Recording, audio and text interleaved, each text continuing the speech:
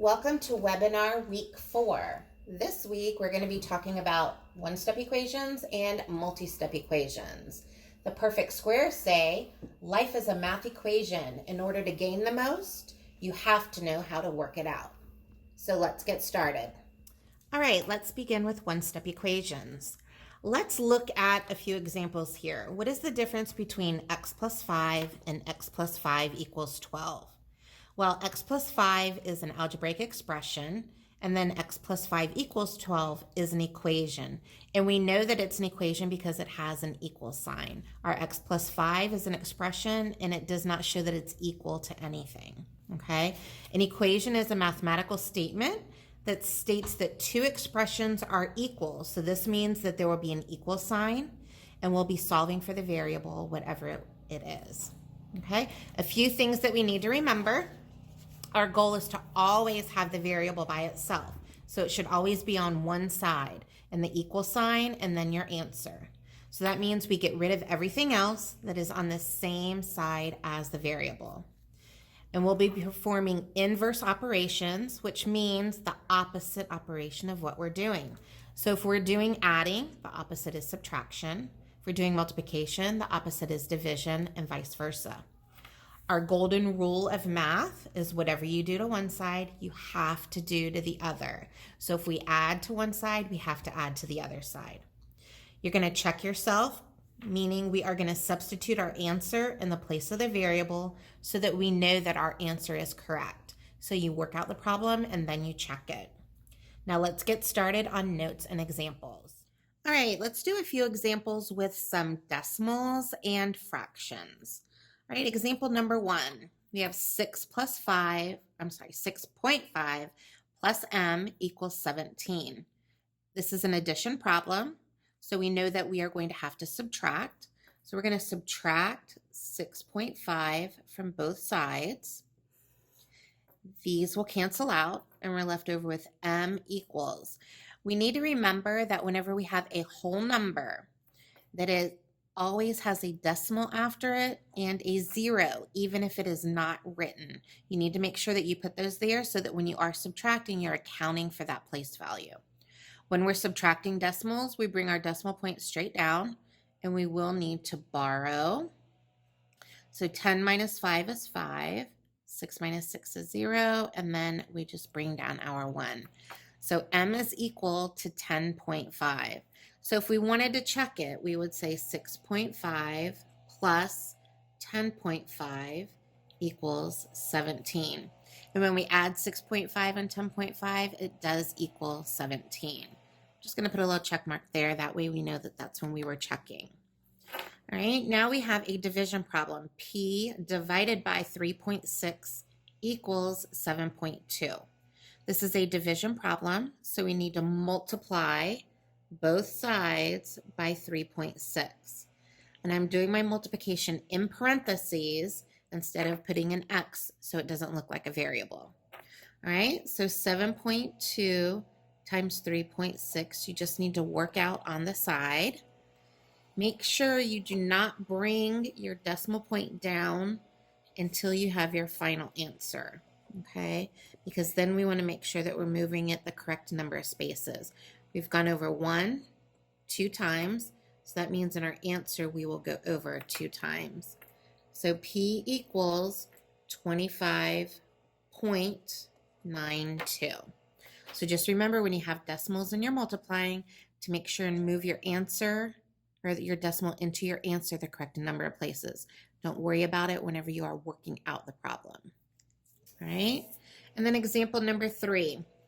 We have a mixed number and we have a regular fraction. So the first thing we want to do is change our mixed number to an improper fraction. And we do that with times z plus z. So 3 times 4 is 12, plus 1 is 13. So this becomes 13 over 3 because we keep our denominator. So w minus 13 over 3 equals 7/8. Now remember, whenever we have denominators that are different, we have to change our denominator to be the same thing, okay? So I'm going to go ahead and add 13 over 3 to both sides because that is my inverse operation. And now I have w, my variable, on one side. So 8 times 3 is 24. So I know that my denominators are going to become 24. And how do I get from 3 to 24? Multiplying by 8. Whatever I do to one, I have to do to the other. And 13 times 8 you can work out on the side. That way you make sure that you have it correctly. So 104 over 24. How do I get from 8 to 24? I multiply by 3. What I do to one, I do to the other. 7 times 3 is 21. Now my denominators are the same. It will be 24. So I'm going to add 104 plus 21, and that comes to 125. So I have 125 over 24. This is an improper fraction, and we need to change it back to a mixed number. Remember, your numerator always goes inside the house, and your denominator is on the outside. So I want to see how many times can 24 go into 125. And it's going to be about 5 times, because 24 times 5 is 120. Could we go one more up to 6? Probably not, because we would be over. Okay.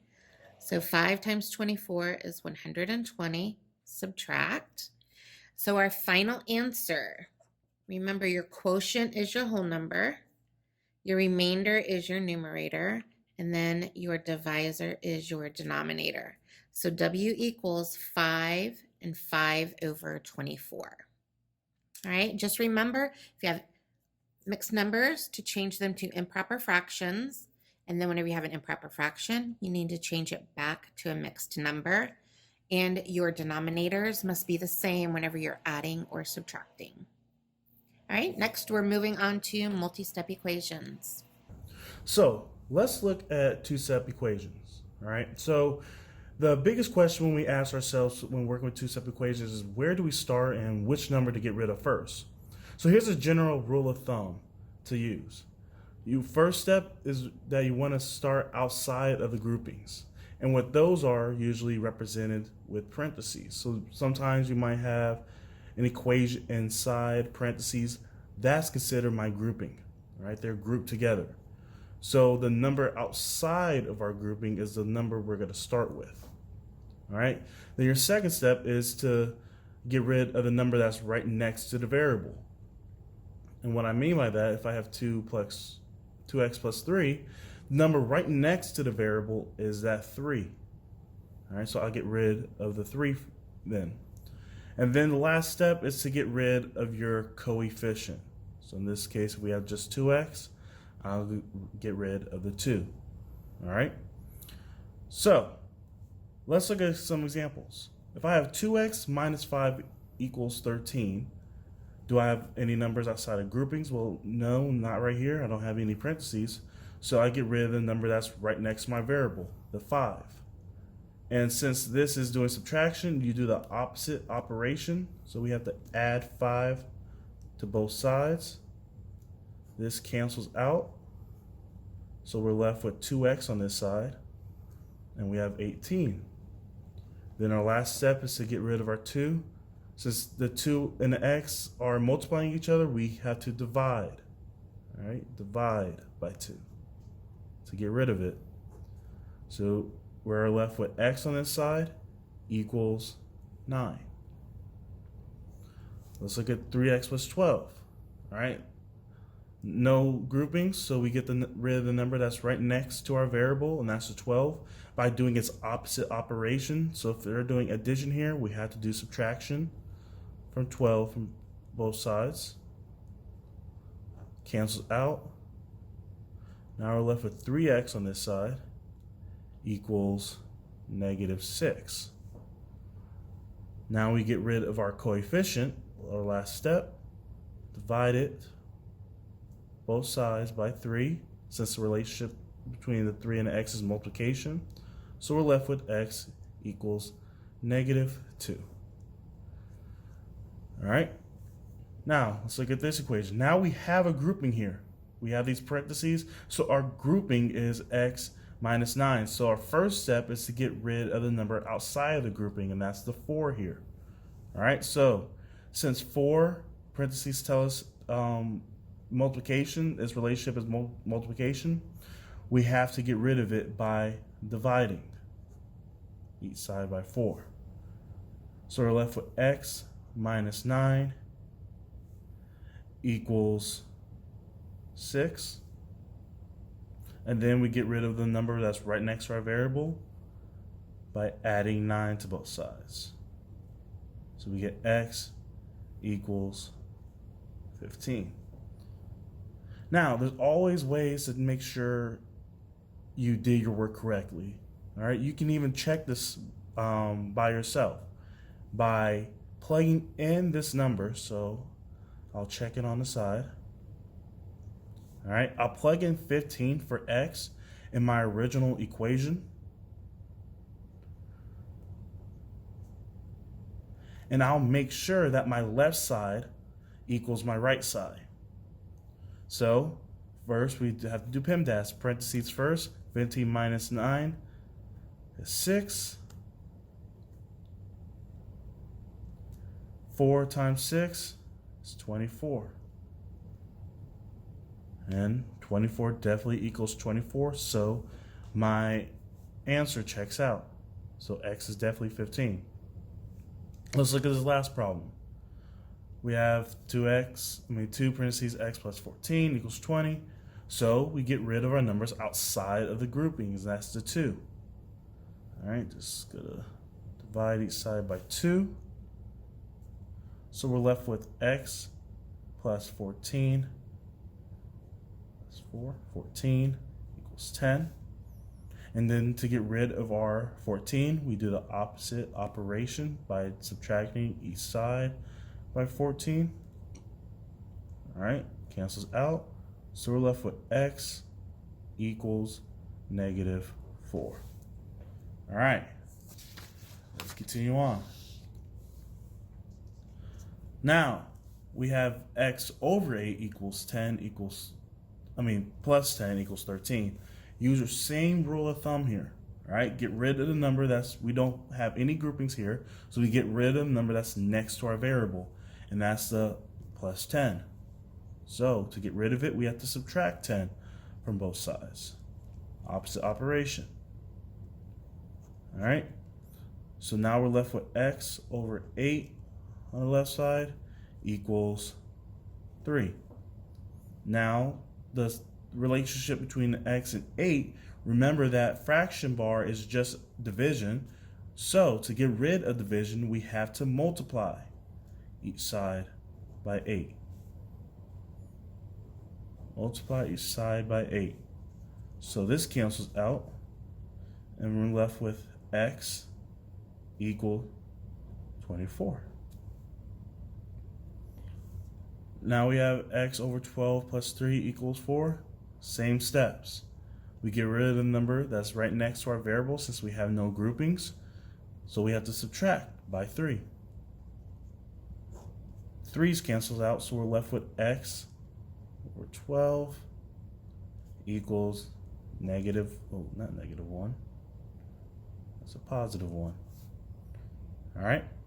So since the relationship between x and 12 is division, we get rid of it through multiplication. So now we're left with x equals positive 12. And then we could check this. How? By plugging in our 12 to our original equation. So if I plug in 12 by replacing x here, I'll get 12 over 12 plus 3 equals 4. So now we just do PEMDAS. All right, so we get rid of this division first.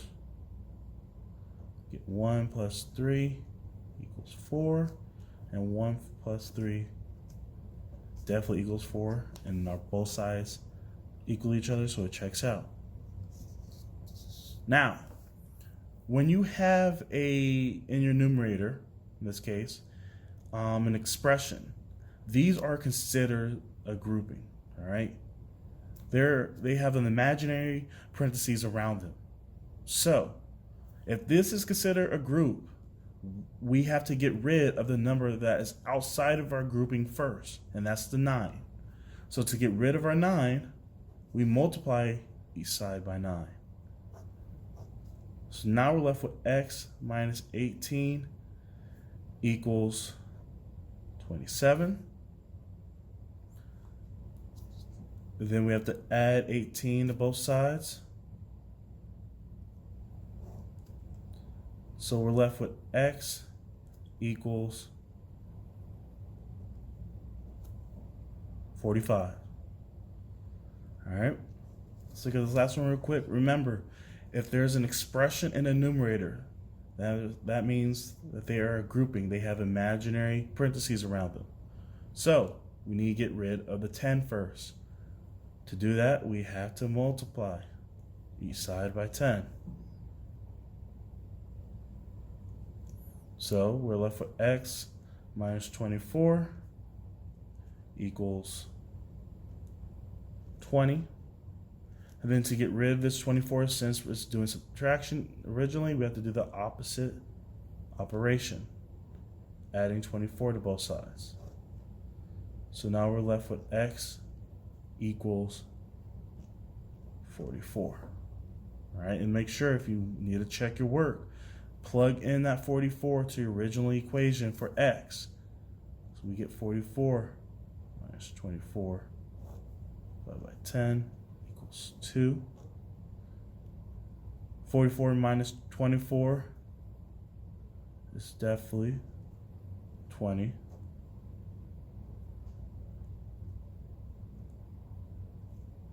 And then 20 divided by 10 is 2. 2 equals 2, so my answer checks out. So remember your rule of thumb when you are dealing with two-step equations. First, work with the number that's outside of the groupings. Then work with the number that's right next to the variable. So our in 2x plus 3, our 3 is right next to the variable. And then for the third thing, or our last rule of thumb, is get rid of the coefficient. Remember, that's the number that is attached to our variable. All right, and that's it. Thank you, guys. We are the Perfect Squares signing off. See you next week. Bye.